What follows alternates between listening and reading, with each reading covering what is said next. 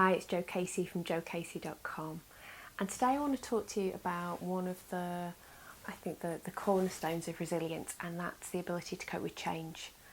And there's different types of change. There is the kind of good, exciting change that you may instigate, and then there's the scary change that is maybe imposed on us, the out of control change, the change that we don't necessarily want to happen. And I think that the real test of our resilience is how well we can cope with those. The thing to remember is we all have different tolerances for change and different tolerances for change in different areas. We all have our routines, and some of us can be more flexible with those than others. So just because you may be struggling with something and somebody else, it seems to be, on the surface anyway, breezing through it, doesn't mean that you're bad at coping with it or anything like that. It just might mean that you have less tolerance for it at the moment. And on the flip side, if you are coping okay with something, but you may have colleagues or friends or family who are really struggling with it, just be gentle with them.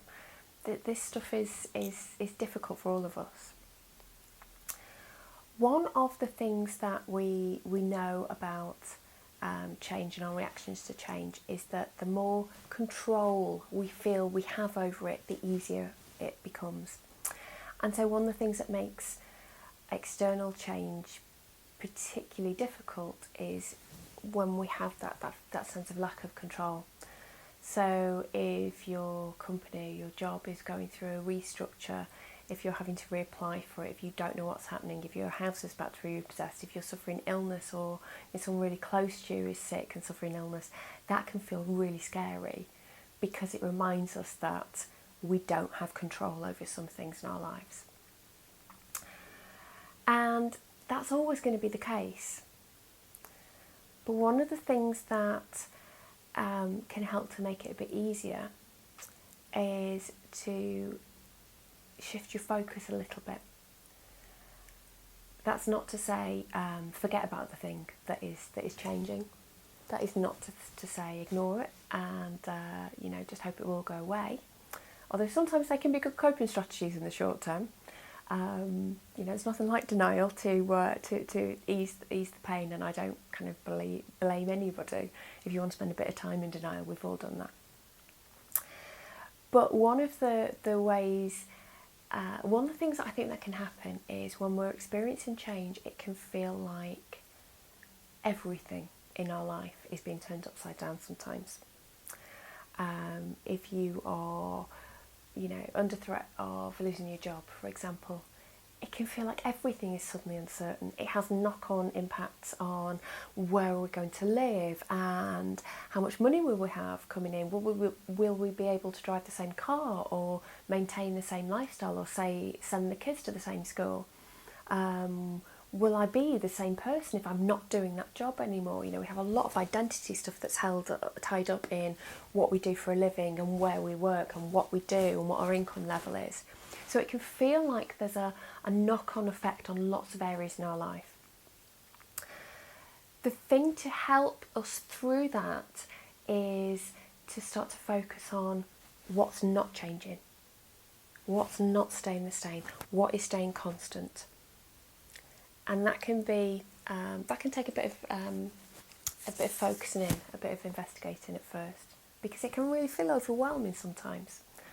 I worked a couple of years ago with a guy who'd worked in the same organisation for 46 years. He'd worked there since he'd left school, basically. It was his first job from leaving school. And his entire department was being laid off. And he was getting a good package. Financially, he was coming out of it much better than most of the people in his team, because he'd been there for so long, and he was able to access his pension early. And I've never seen anyone as scared and as angry as him. It affected him it was certainly on the surface far worse than for his younger colleagues. And the thing that he said to me was, who am I going to be if I don't work here? And that was such a powerful thing. Who am I going to be? So we did some work on looking at what was going to stay the same. We knew what was changing. He wasn't going to be coming to the same place of work each day. He wasn't going to work for this organisation. He wasn't going to be able to say, I am A, and his job title. And that felt like a huge part of his life, his identity, his history was coming to an end. And there's a natural kind of grieving process that goes through for any change, and it's important to acknowledge that. But what I did was we started talking about focusing on what wasn't changing, what was staying the same. So he was still going to be a dad. He was still going to be a husband. His wife wasn't changing, you know. She didn't come with the job. She wasn't going when the job went. They were still going to live in the same house.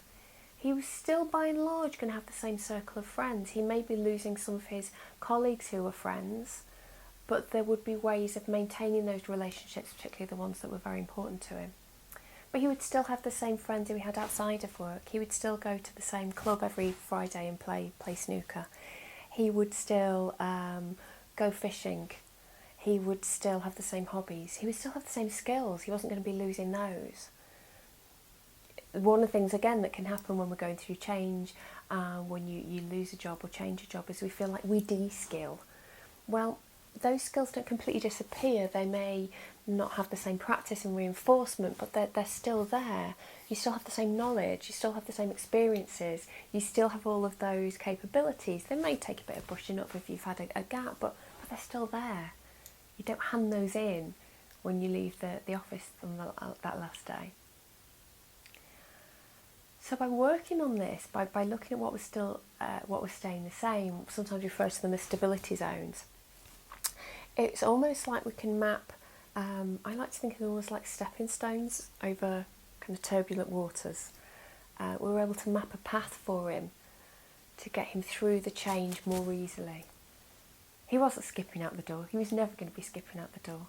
It was going to take him a while to get his head around this major change, this change that had come at a time that he wasn't ready for it. He had his retirement plan in place. It wasn't going to happen for another year, and he felt like the rug had been completely pulled from under him. But by showing him the things that were staying the same, and by helping him to focus in on those, he could start to exercise control in the areas where he still had control. You know, he started to focus on things like, well, maybe some things he could do to the house that he had some control over. You know, to his home, he was going to do some renovating. He was going to, you know, do something practical that he could control. And I think we all need a bit of that. When one area of your life in particular feels very out of control, I think we naturally want to exert more control in other areas. So why not consciously do that in a positive way? Consciously think about, okay, well, let me spend some more time on my hobbies. Let me spend some of this energy on enriching other areas of my life and focusing on the areas that kind of rejuvenate me and help me feel better and more solid and more connected to the people who really are important and the values that I have. That can really help the transition. There's no magic wand when you're in the middle of change when it's traumatic. But there are some things that you can do to help ease the transition. And be gentle with yourself. It is a transition. It's going to take some time. Don't expect to just wake up one day and go, yeah, okay, bring it on. But also don't expect your colleagues to either.